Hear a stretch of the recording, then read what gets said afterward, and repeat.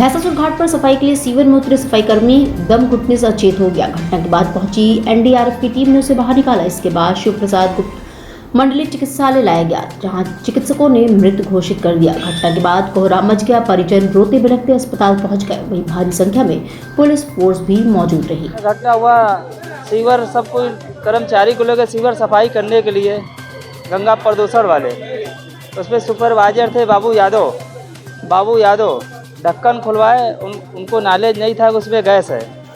Sewer में कर्मचारी उतरा, 2-3 सीढ़ी उतरा, तब भी उसको गैस लग गया, उसमें गिर गया। गिरने के बाद उसमें पड़ गया। सब कोई वहाँ से भाग गए। भागे के बाद वहाँ कोई देख ताक करने वाला नहीं, सब कोई बगल वाले लगे भगाने गया, हटो। वो लड़का तुरंत उसे एक्सपायर कर गया। तो उसके बाद एनडीआरएफ वाले आए, बॉडी को निकाले। एम्बुलेंस आया, घंटा बाद एम्बुलेंस आया, बॉडी आया कबिल चौरा पर आने के बाद अभी के 8 बजे गया चीरघर बॉडी। मड़ोली थाना के महेशपुर के समीप चलती बस में अचानक आग लग गई। देखते ही देखते बस धू कर जलने लगी। पुलिस ने तत्परता दिखाई और सभी यात्रियों को सुरक्षित बाहर निकाल लिया। अग्निशमन की टीम ने आग पर काबू पाया। शुक्रवार की भोर में एक बस झारखंड के दुमका से करीब 70 दर्शनार्थियों को लेकर भारत भ्रमण के उद्देश्य से अयोध्या से होते हुए वाराणसी आ रही थी। महेशपुर के पास चलती बस में अचानक आग लग गई। इस दौरान एक ट्रक में भी आग लग गई और वो भी धू कर जल गया। श्री काशी विश्वनाथ मंदिर के पूर्व महंत लोकपति तिवारी को अज्ञात 4 पहिया वाहन ने टक्कर मार दी, जिसमें उनकी पत्नी बहू समेत कुल 4 लोग बुरी तरह घायल हुए हैं, जिसमें से एक मासूम भी शामिल है। इस मामले में महंत की पत्नी सीमा तिवारी ने लक्सा थाने में शिकायत दर्ज कराई है। इसके परिवार के सदस्यों को गंभीर अवस्था में चोट आई है। परिवार के लोग रिक्शा से महमूदगंज स्थित एक अस्पताल में इलाज के लिए जा रहे थे। इस दौरान पीछे से आ रहे कार सवार ने धक्का मार दिया। पीछे से धक्का आके मारे हैं कर्कश। कौन मारा है?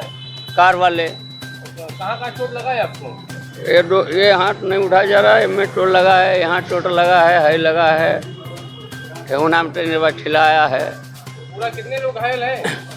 2 लेडीज हैं, एक बच्चे है, एक बच्चा मालूम थोड़ा है, सेफ बच्चा है, बाकी भगवान की मर्जी की देखो बच गए। और एक आप है, 5 लोग हैं। पुलिस क्या मौके पे रहा? नहीं, मौके पर पब्लिक आया और बाद कंट्रोलों को हाथ में पहुँच गए। हाँ, गिरफ्तारी हुआ कि नहीं? नहीं, गिरफ्तारी हो गया है वह है। शहर में ज्ञानवापी समेत कई मस्जिदों में अलविदा की नमाज कड़ी सुरक्षा व्यवस्था के बीच संपन्न हुई। पुलिस के ओर से नमाज के दौरान सुरक्षा के कड़े प्रबंध किए गए थे। ईद के पहले पढ़ने वाले शुक्रवार को अलविदा की नमाज के लिए बड़ी संख्या में रोजेदार और नमाजी ज्ञानवापी समेत अन्य मस्जिदों में नमाज पढ़ने पहुंचे। रोजेदारों ने अकीदत के साथ अलविदा की नमाज पढ़ी। मस्जिदों में नमाजियों के लिए वजू समेत अन्य इंतजाम किए गए। सुकून के लिए, आपसी भाईचारे के लिए दुआ की। रमज़ान की बरकत की वजह से उन्होंने मुसलमान भाइयों के लिए और हिंदुस्तान के तमाम भाइयों के लिए, उनकी उन्नति के लिए, उनकी प्रगति के लिए दुआ की।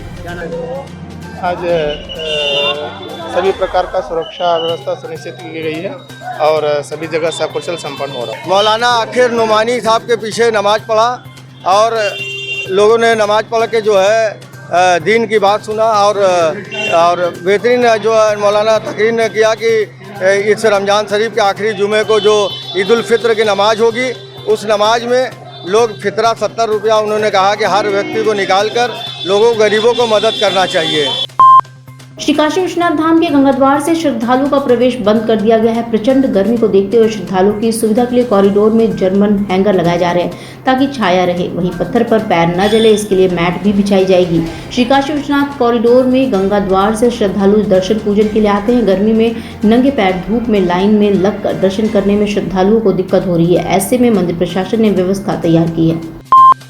काशी हिंदू विश्वविद्यालय स्थित भारत कला भवन में पंडित मदन मोहन मालवीय द्वारा स्थापित आरएस भवन की तस्वीर को प्रमील पांडे द्वारा लगाने के लिए दिया गया है। उन्होंने कहा कि आज मैं अपने पत्नी के साथ इस तस्वीर को सौंपने यहाँ पहुंचा हूँ। उन्होंने बताया कि बीएचयू के पूर्व प्रोफेसर द्वारा उन्हें संघ भवन की तस्वीर प्राप्त हुई थी। उन्होंने कहा कि उसके बाद मैं इतिहास और विभिन्न पत्रिकाओं से इसके इतिहास को जुटाया। मौसम का रुख बदलते ही शहर में मच्छरों का प्रकोप तेजी से बढ़ा है। इसके लिए अब नगर निगम ने कमर कस ली है। नगर निगम ने शहरी क्षेत्र में मच्छरों के प्रकोप वाले 70 हॉटस्पॉट चिन्हित किए हैं। नगर निगम जनसंपर्क अधिकारी संदीप श्रीवास्तव ने बताया कि नगर निगम प्रत्येक वार्ड में एंटी लार्वा दवाओं का छिड़काव और फॉगिंग कराने जा रहा है। इसके लिए निगम के कर्मचारी, पार्षद व स्थानीय नागरिकों का सहयोग लेंगे।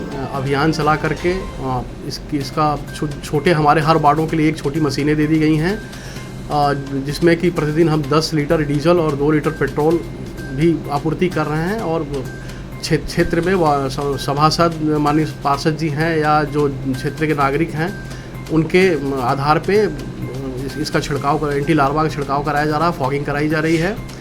साथ में हमारी 7 बड़ी मशीनें हैं, व्हीकल माउंटेड मशीनें हैं, जो कि उसको रोस्टर वाइज बना करके व्हीकल माउंट जो मशीनें हमारी हैं उसके आधार पे छिड़काव कराया जा रहा है। ये लगातार होते थे या कभी? हाँ, जो हमारी जो सभी वार्डों में, सभी 100 वार्डों में जो अभियान चल रहा है, ये प्रतिदिन हो रहा है, नियमित हो रहा है। इसके अलावा नगर निगम ने 70 हॉट स्पॉट भी चिन्हित किया है, जो मुख्य रूप से है। इसमें एक वरुणा कॉरिडोर का भी, जो वरुणा नदी का जो एरिया है वो भी है। तो इस पर हम लोग मलेरिया डिपार्टमेंट से संबंध स्थापित करके उस पर एंटी लार्वा का भी छिड़काव करा रहे हैं। काशी विश्वनाथ धाम नए तरीके से बनने के बाद प्रतिदिन नए कीर्तिमान गढ़ रहा है। दर्शनार्थियों की संख्या बढ़ने के साथ ही यहाँ की आय भी बढ़ रही है। श्री काशी विश्वनाथ मंदिर न्यास ने वित्तीय वर्ष 2023-24 में आय तथा व्यय दोनों में पर्याप्त वृद्धि की है। गत वर्ष की तुलना में 42.43% की वृद्धि के साथ मंदिर न्यास की कुल आय 83.34 करोड़ रही, तो वहीं व्यय में वृद्धि के साथ सकल व्यय 25.32 करोड़ का रहा। व्यय में बढ़ोतरी मुख्यतः मंदिर न्यास द्वारा प्रारंभ की गई नवीन कल्याणकारी योजनाओं के कारण हुई है।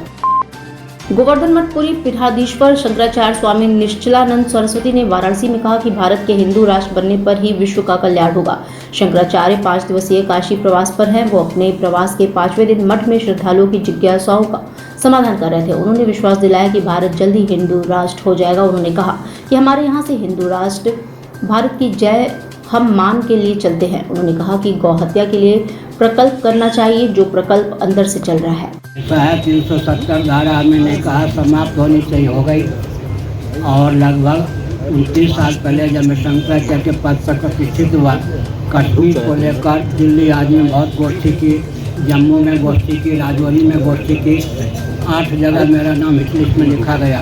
लेकिन अब कश्मीर भारत का अविभाज्य अंग हो रहा है, यानी जो हम कहते हैं भगवत कृपा से उसके अनुसार वातावरण बनता है। सरकार अनुगमन करती, अनुगमन करने के लिए बाध्य होती है कि मेरी कोई बात पक्षपात युक्त नहीं होती। दर्शन, विज्ञान, व्यवहार में सामंजस्य साध कर मैं बोलता हूँ। सबका हितैषी हूँ, सबका हितज्ञ हूँ, सबके हित करने में तत्पर हूँ। भगवत कृपा सबके हित करने में समर्थ भी हूँ। मंडलायुक्त कौशल शर्मा ने सारनाथ परिक्षेत्र में गतिमान विभिन्न परियोजनाओं का स्थलीय निरीक्षण करते हुए वर्तमान प्रगति की समीक्षा की, जिसमें उन्होंने संबंधित अधिकारियों को विभिन्न दिशा निर्देश दिए। मंडलायुक्त द्वारा सर्वप्रथम सारनाथ महादेव मंदिर में यूपीसीएल द्वारा कराए जा रहे कार्यों को देखते हुए कार्य को निर्धारित समयावधि में पूरा करने का निर्देश दिया। कार्यदायी संस्था द्वारा बताया गया प्रोजेक्ट पूरा करने की समयावधि 31 अगस्त 2024 है, जिस पर मंडलायुक्त ने कहा कि कार्यों को जल्द पूरा किया जाए ताकि आगामी सावन महीने में दर्शनार्थियों को सहूलियत हो सके। फिर ऊपर दोबारा ऊपर आ गए, ये फिर ऊपर आ गए।